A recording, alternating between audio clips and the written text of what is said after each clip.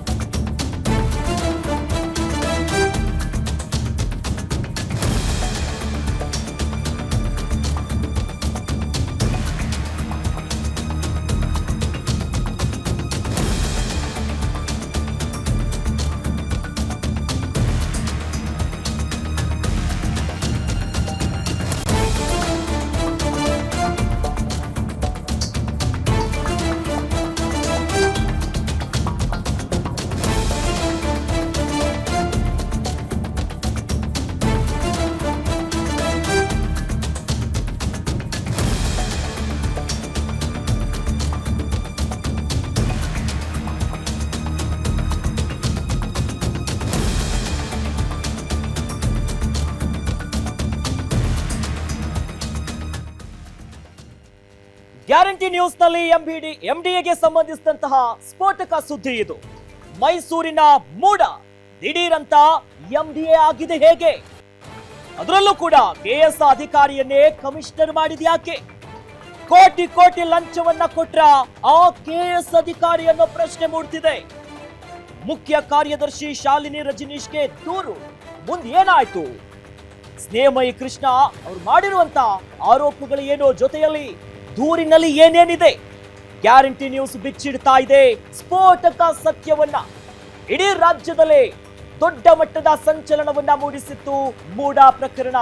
ಆದ್ರೆ ಈಗ ಮೈಸೂರಿನ ಮೂಡ ದಿಢೀರಾಗಿ ಎಂಡಿಎ ಆಗಿದೆ. ಯಾಕಾಯ್ತು ದಿಢೀರಂತ? ಮೈಸೂರು ನಗರಾಭಿವೃದ್ಧಿ ಪ್ರಾಧಿಕಾರ ಈಗ ಮೈಸೂರು ಅಭಿವೃದ್ಧಿ ಪ್ರಾಧಿಕಾರ ಆಗಿದೆ ದಿಢೀರಂತ. ಕೋಟಿ ಕೋಟಿ ಲಂಚವನ್ನ ಕೊಟ್ರ ಆ ಕೆಎಸ್ ಅಧಿಕಾರಿ ಅನ್ನೋ ಪ್ರಶ್ನೆ ಮೂಡ್ತಾ ಇದೆ. ಕೆಎಸ್ ಅಧಿಕಾರಿಯನ್ನೇ ಕಮಿಷನರ್ ಆಗಿ ಮಾಡಿದ್ದಾರೆ. ಯಾಕೆ ಮಾಡಿದ್ರು? ಇದ್ರ ಹಿಂದೆ ಏನಿದೆ? ಜೊತೆಯಲ್ಲಿ ಸ್ನೇಹಮಯಿ ಕೃಷ್ಣ ಮಾಡಿರುವಂತ ಆರೋಪ ಏನು? ಅವರು ಮಾಡಿರುವಂತ ಈಗಾಗಲೇ ದೂರು ಕೊಟ್ಟಿದ್ದಾರೆ. ದೂರಿನಲ್ಲಿ ಏನಿದೆ ಅನ್ನೋದ್ರ ಬಗ್ಗೆ ಗ್ಯಾರಂಟಿ ನ್ಯೂಸ್ ಬಿಚ್ಚಿಡ್ತಾ ಇದೆ ಸ್ಫೋಟಕ ಸತ್ಯಗಳನ್ನ ನಿಮ್ಮ ಮುಂದೆ.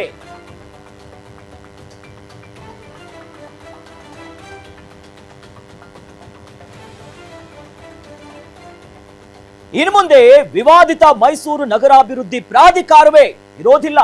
ಮೈಸೂರು ನಗರಾಭಿವೃದ್ಧಿ ಪ್ರಾಧಿಕಾರ ಈಗ ಮೈಸೂರು ಅಭಿವೃದ್ಧಿ ಪ್ರಾಧಿಕಾರ ಆಗಿದೆ.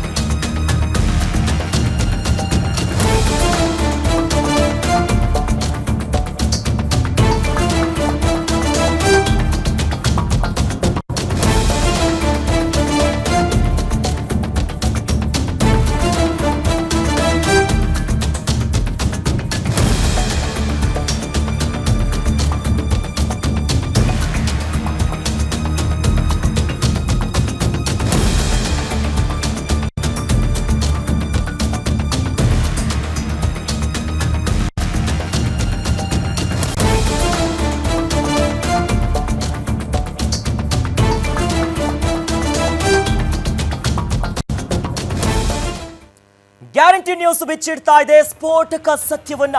ಇನ್ನು ಮುಂದೆ ವಿವಾದಿತ ಮೈಸೂರು ನಗರಾಭಿವೃದ್ಧಿ ಪ್ರಾಧಿಕಾರವೇ ಇರಲ್ಲ.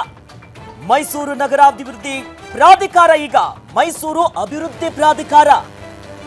ದಿಢೀರ್ ಎಂಡಿಎ ಆಗಿದ್ರಾಯ್ತು. ಯಾಕಾಯ್ತು? ಮೇ 13ರಂದೇ ಮೂಡಾಗೆ ಇತಿಶ್ರೀಯನ್ನ ಹಾಡಲಾಗಿತ್ತು. ಎಂಡಿಎಗೆ ರಾಜ್ಯಪಾಲರು ಅಂಗೀಕಾರವನ್ನ ಕೊಟ್ಟಿದ್ದಾರೆ. ಸಾಕಷ್ಟು ಚರ್ಚೆಗೆ ಕಾರಣ ಆಗಿದೆ ಈಗ ಮೈಸೂರು ಅಭಿವೃದ್ಧಿ ಪ್ರಾಧಿಕಾರ ಎಂಡಿಎ. ಹಗರಣಗಳನ್ನ ಮುಚ್ಚಿ ಹಾಕೋದಕ್ಕಂತಾನೆ ಎಂಡಿಎಯನ್ನ ರಚನೆ ಮಾಡಿದ್ರ. ಎಂಡಿಎಗೆ ಹೊಸ ಪ್ರಭಾರಿ ಆಯುಕ್ತರಾಗಿ ಕೆಆರ್ ರಕ್ಷಿತನ್ನ ನೇಮಕ ಮಾಡಲಾಗಿದೆ. ಈ ಹಿಂದೆ ಮೈಸೂರು ಉಪವಿಭಾಗದ ಅಧಿಕಾರಿಯಾಗಿದ್ರು ರಕ್ಷಿತ್. ಎಂಡಿಎ ವಿಶೇಷ ಭೂಸ್ವಾಧೀನ ಅಧಿಕಾರಿಯಾಗಿ ನೇಮಿಸಿ ಹೆಚ್ಚುವರಿಯಾಗಿ ಆಯುಕ್ತ ಹುದ್ದೆಯನ್ನ ಕೊಡಲಾಗಿದೆ. ಎಂಡಿಎ ಕಮಿಷನರ್ ಆಗಿರುವಂತಹ ಕೆಎಸ್ ಅಧಿಕಾರಿ ರಕ್ಷಿತ್ ವಿರುದ್ಧ ಗಂಭೀರ ಆರೋಪಗಳು ಕೇಳಿಬರ್ತಾ ಇದೆ. ಎಂಡಿಎ ಆಯುಕ್ತ ರಕ್ಷಿತ್ ವಿರುದ್ಧ ಮುಖ್ಯ ಕಾರ್ಯದರ್ಶಿಗೆ ದೂರನ್ನ ಕೊಡಲಾಗಿದೆ. ಸದ್ಯ ಅಧಿಕಾರಿ ರಕ್ಷಿತ್ ವಿರುದ್ಧ ಹಲವು ಗಂಭೀರ ಆರೋಪಗಳನ್ನ ಮಾಡಿದ್ದಾರೆ ಸಾಮಾಜಿಕ ಕಾರ್ಯಕರ್ತ ಸ್ನೇಹಮಯಿ ಕೃಷ್ಣ ಅವರು. 2 ತಿಂಗಳಾದ್ರೂ ಕೂಡ ಎಂಡಿಎಗೆ ಯಾವುದೇ ಹೊಸ ರೂಪವೇ ಇಲ್ಲ. ಹೆಸರಿಗೆ ಮಾತ್ರ ಎಂಡಿಎ. ಮೂಡ ರೀತಿಯಲ್ಲೇ ಕೆಲಸ ಕಾರ್ಯಗಳು ಆಗ್ತಾ ಇದೆ. ಎಂಡಿಎ ಆಯುಕ್ತ ರಕ್ಷಿತ್ ವಿರುದ್ಧ ಇರುವಂತಹ ಆರೋಪಗಳು ಏನು, ದೂರಿನಲ್ಲಿ ಏನೇನೆಲ್ಲ ಉಲ್ಲೇಖ ಮಾಡಿದ್ದಾರೆ. ಈಗಾಗಲೇ ಹಲವು ದೊಡ್ಡ ಮಟ್ಟದ ಚರ್ಚೆಗೆ ಕಾರಣ ಆಗಿದ್ದಂತ ಮೂಡ ಪ್ರಕರಣ ದಿಢೀರಂತ ಮೂಡ ಇನ್ನು ಮುಂದೆ ಎಂಡಿಎ ಆಗಿದೆ. ಬದಲಾವಣೆಯಾಗಿ 2 ತಿಂಗಳಾದ್ರೂ ಕೂಡ ಯಾವುದೇ ಹೊಸ ರೂಪ ಇಲ್ಲ. ಮೈಸೂರು ನಗರಾಭಿವೃದ್ಧಿ ಪ್ರಾಧಿಕಾರ ಇದ್ದಿದ್ದು ಮೈಸೂರು ಅಭಿವೃದ್ಧಿ ಪ್ರಾಧಿಕಾರವಾಗಿ ಮಾಡಿದ್ದಾರೆ. ಜೊತೆಯಲ್ಲಿ ಬಹಳ ಪ್ರಮುಖವಾಗಿ ಇಲ್ಲಿ ಗಮನಿಸಬೇಕಾಗಿರೋದು ಎಂಡಿಎನ ವಿಶೇಷ ಭೂಸ್ವಾಧೀನ ಅಧಿಕಾರಿಯಾಗಿ ನೇಮಿಸಿ ಹೆಚ್ಚುವರಿಯಾಗಿ ಒಂದು ಆಯುಕ್ತ ಹುದ್ದೆಯನ್ನ ಕೊಡಲಾಗಿದೆ. ಸದ್ಯ ಎಂಡಿಎ ಕಮಿಷನರ್ ಆಗಿದ್ದಾರೆ ಕೆಎಸ್ ಅಧಿಕಾರಿ ರಕ್ಷಿತ್. ಅವರ ವಿರುದ್ಧ ಈಗ ಗಂಭೀರ ಆರೋಪಗಳು ಕೇಳಿಬರ್ತಾ ಇದೆ. ಆ ನಿಟ್ಟಿನಲ್ಲೇ ಈಗ ಸ್ನೇಹಮಯಿ ಕೃಷ್ಣ ಅವರು ಬಹಳ ಪ್ರಮುಖವಾಗಿ ಹಲವು ವಿಚಾರಗಳನ್ನ ಮುಂದಿಟ್ಟು ದೂರು ಕೊಟ್ಟಿದ್ದಾರೆ. ಆ ದೂರಿನಲ್ಲಿ ಏನಿದೆ, ಅಷ್ಟಕ್ಕೂ ಇಷ್ಟೊಂದು ವಿವಾದ ಆಗೋದಕ್ಕೆ ಏನು ಕಾರಣ? 2 ತಿಂಗಳಾಗಿದೆ ದಿಢೀರಂತ ಬದಲಾವಣೆಯಾಗಿ. ಆದ್ರೂ ಕೂಡ ಕೆಲಸ ಕಾರ್ಯ ಎಲ್ಲವೂ ಕೂಡ ಮೊದಲಿನಂತೆಯೇ ಮೂಡ ಏನು ಮಾಡ್ತಿತ್ತಲ್ಲ ಅದೇ ರೀತಿಯಾಗಿದೆ. ಆ ನಿಟ್ಟಿನಲ್ಲಿ ಹಲವು ಪ್ರಶ್ನೆಗಳು ಇಲ್ಲಿ ಉದ್ಭವ ಆಗ್ತಿದೆ. ಸಾಮಾನ್ಯವಾಗಿ ಮೂಡ ಕೆಲಸ ಏನು ಅಂದ್ರೆ ಅಲ್ಲಿನ ಸಾರ್ವಜನಿಕ ಆಸ್ತಿ ಪಾಸ್ತಿಗಳೇನಿದೆ ಅದರ ಅಭಿವೃದ್ಧಿ ಮಾಡೋದು, ಹಂಚಿಕೆ ಮಾಡೋದು, ನಿರ್ವಹಣೆ ಮಾಡೋದು, ಮೂಲಭೂತ ಸೌಕರ್ಯಗಳನ್ನ ಒದಗಿಸೋದು ಪ್ರಾಧಿಕಾರದ ಕೆಲಸ ಆಗುತ್ತೆ. ಬಟ್ ಇಲ್ಲಿ ದೊಡ್ಡ ಮಟ್ಟದ ಅನುಮಾನ, ಚರ್ಚೆ, ಸಂಚಲನಕ್ಕೆ ಕಾರಣ ಆಗಿರೋದು ಕೆಎಸ್ ಅಧಿಕಾರಿ ಅವರನ್ನ ಪ್ರಭಾರಿ ಆಯುಕ್ತನಾಗಿ ನೇಮಕ ಮಾಡಿರೋದು. ಸದ್ಯ ಸ್ನೇಹಮಯಿ ಕೃಷ್ಣ ದೂರುದಾರ ಈಗ ಅನೇಕ ವಿಚಾರಗಳನ್ನ ಮುಂದಿಟ್ಕೊಂಡು ಗಂಭೀರ ಆರೋಪ ಮಾಡ್ತಿದ್ದಾರೆ. ಹಾಗಾದ್ರೆ ಆ ಆರೋಪಗಳು ಏನು? ದೂರಿನಲ್ಲಿ ಏನೆಲ್ಲ ವಿಚಾರಗಳನ್ನ ಉಲ್ಲೇಖ ಮಾಡಿದ್ದಾರೆ? ಇಷ್ಟು ದೊಡ್ಡ ಮಟ್ಟಕ್ಕೆ ಚರ್ಚೆ ಆಗ್ತಿರೋದು ಯಾಕೆ? ಹಲವು ವಿಚಾರಗಳನ್ನ ಮುಂದಿಟ್ಕೊಂಡು ಆರೋಪ ಮಾಡ್ತಿದ್ದಾರೆ. ಅದು ಹೇಗೆ ರಕ್ಷಿತ್ ಅವರನ್ನ ಆಯುಕ್ತರಾಗಿ ಮಾಡಿದ್ದಾರೆ ಅನ್ನೋದಾಗಿ